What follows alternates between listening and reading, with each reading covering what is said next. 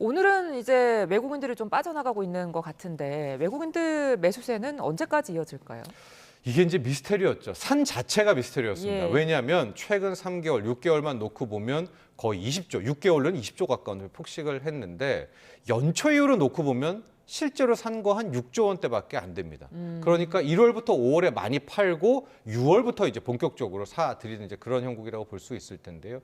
지금 놓고 보면 9월 이후 같은 경우에는 이 영국 자금이라고 하죠. 영국계 헤지 펀드 자금. 여기 이제 단타입니다. 이게 예. 한 2조에서 2조 5천억 정도가 이제 들어왔습니다. 아. 그럼에도 불구하고 전반적으로 지금 미국과 뭐 아일랜드 등 나름 좀 중장기적인 이제 펀드들이 들어왔기 때문에 외국인 수급에서는 큰 걱정은 없다. 이제 이런 평가들 많이 나오고 있는데요.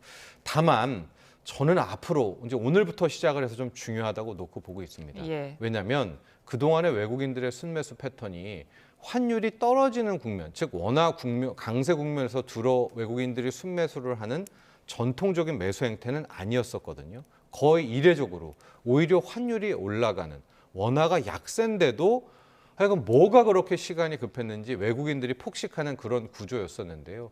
저는 아마 여기에 이면에는 한미 관세 협상의 타결을 좀 낙관하는 그런 수급도 있었던 예, 것 같아요. 예. 그래, 한미 관세 협상만 타결되면 지금 1,440원, 뭐 1,450원대 환율이라고 하더라도 뚝 떨어질 수 있겠지. 바로 1,300원 갈 수 있겠지라고 할 텐데 하는 예상치로 배팅을 했을 텐데 예. 지금 이제 전언에 따르면 미중 관세 협상 또 미중 정상회담에 대한 분위기는 매우 좋게 흘러가는데 예. 한미 관세 협상 같은 경우에 특히 간밤에 베센트 재무장관이 이 한미 관세 협상은 이번 주 그러니까 트럼프가 방한해서 타결되진 않을 것 같다. 좀 중장기 과제로 좀 넘어가는 장기적으로 좀 풀어야 될 것 같다라는 이야기를 했거든요. 예.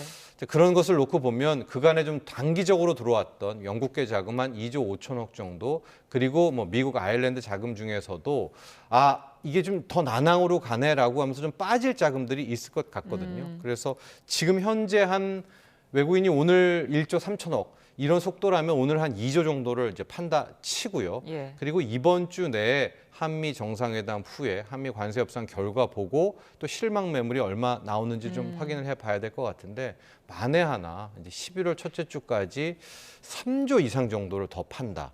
그러면 아마 연초 이후로 따져봐도 그렇게 외국인들이 많이 산 자금이 아니게 되는 거거든요. 예. 그 점은 꼭 유의를 하셔야 될 것 같습니다. 아무래도 이제 한미 관세 협상이 주가에 가장 큰 영향을 미치지 않을까 싶은데 혹시라도 에이펙 행사 중에 협상 타결 가능성은 얼마나 보세요?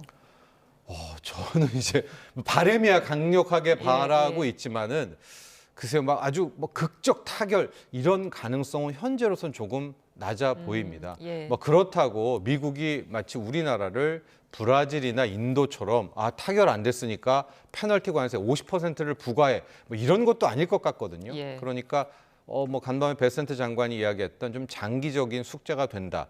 또 이재명 대통령도요. 뭐 여러 블룸버그라든가 로이터와 함께 극적 타결보다는 더 신중하겠다는 이야기를 이재명 대통령도 하지 않았었습니까? 예. 왜냐하면 3,500억 달러라는 규모 자체가 워낙 크기 때문에 그래서 우리도 막 너무 잘 될 거야, 너무 할 거야라는 이런 낙관보다는 이제 하나씩 좀 돌다리를 건너서 두드리는 그런 좀 각오를 해야 되지 않을까라고 보여집니다.